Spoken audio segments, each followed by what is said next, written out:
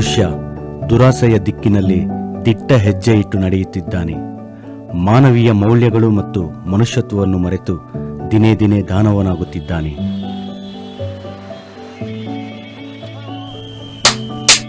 ಮಾಮ ಕೊಡು ಮಾಮ. ಎಲ್ಲ ನಡೆಯಮ್ಮ. ಮಾಮ ಕೈ ಮುಟ್ಟಿದ್ರೆ ಅಷ್ಟೇ. ಡಿಂಗ್ರಿ ಮಾಮ. ಹೋಯ್ತಾ ಇರೋ ಕಳ್ಳ. ಮೈ ಕೈನೆಲ್ಲ ಮುಟ್ಕೊಂಡು ಮಾತಾಡ್ತಾರೆ, ಅಸಹ್ಯ ಆಗುತ್ತೆ.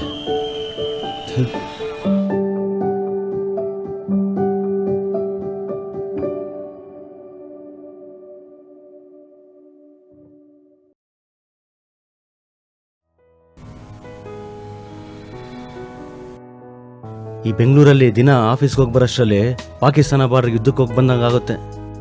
ಯಾಕೋ ಮಗ ಇವತ್ತು ತುಂಬ ಟೆನ್ಷನ್ ಇದೆಯಾ? ಮತ್ತಿನ್ನೇನೋ ಮಗ, ಬೆಳಿಗ್ಗೆ ಎದ್ನೋ ಬಿದ್ನೋ ಅಂತ ಆಫೀಸ್ಗೆ ಹೋದ್ರೆ ಈ ಹಾಳಾದ ಟ್ರಾಫಿಕ್, ಹೋದ್ರೆ ಹೋಗ್ಲಿ ಅಂತ ಸಿಗ್ನಲ್ ಅಲ್ಲಿ ನಿಂತ್ಕೊಂಡ್ರೆ ಈ ವ್ಯಾಪಾರ ಮಾಡೋರ್ದು ಬೇರೆ ಕಾಟ. ಕಿವಿಗೆ ಹಾಕೊಳ್ಳೋದು ಬೇಕಾ, ಕಣ್ಣಿಗೆ ಹಾಕೊಳ್ಳೋದು ಬೇಕಾ ಅಂತ. ಕಿವಿಗೆ ಹಾಕೊಳೋದು ಕಣ್ಗೆ ಹಾಕೊಳೋದ? ಏನದು? ಕಿವಿಗೆ ಹಾಕೊಳ್ಳೋ ಬಡ್ಸು, ಕಣ್ಣಿಗೆ ಹಾಕೊಳ್ಳೋ ಗ್ಲಾಸು.